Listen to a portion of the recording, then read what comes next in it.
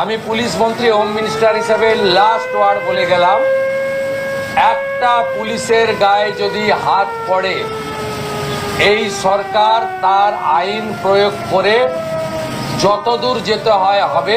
শুধু অ্যারেস্ট নয়, কনভিকশন করানো পর্যন্ত ক্লোজ মনিটরিং করার দায়িত্ব আমাদের থাকবে।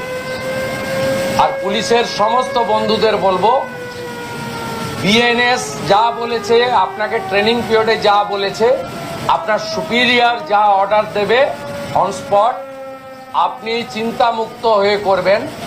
কে কোন দল করেন, কে কোন ধর্মের লোক, কে কোন সম্প্রদায়ের লোক, কে কোন প্রভাবশালীর ক্লোজ লোক, তার এগেনস্টে অ্যাকশন নিতে গেলে 5 বার ভাবতে হবে।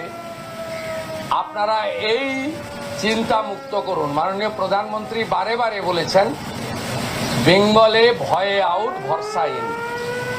এন্টার পুলিশ ডিপার্টমেন্ট, বিশেষ করে আমাদের কলকাতা পুলিশের যে তাদের যে পারফরমেন্স, তাদের যে উচ্চতা, এই উচ্চতাকে ফিরিয়ে আনার জন্য, দক্ষতাকে কাজে লাগানোর জন্য গভর্নমেন্ট তার সাথে আছে। এটাই আমার বক্তব্য।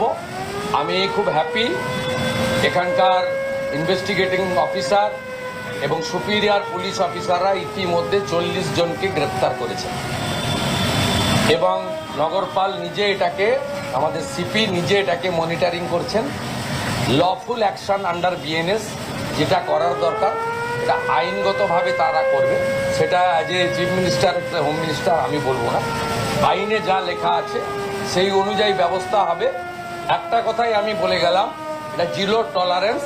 আর পার্ক সার্কাস সহ যেখানে যেখানে বিগত দিনে এই ধরনের ঘটনা ঘটিয়েছেন, আপনারাও কান খুলে শুনে রাখুন, এটা আপনাদের শেষ ঘটনা।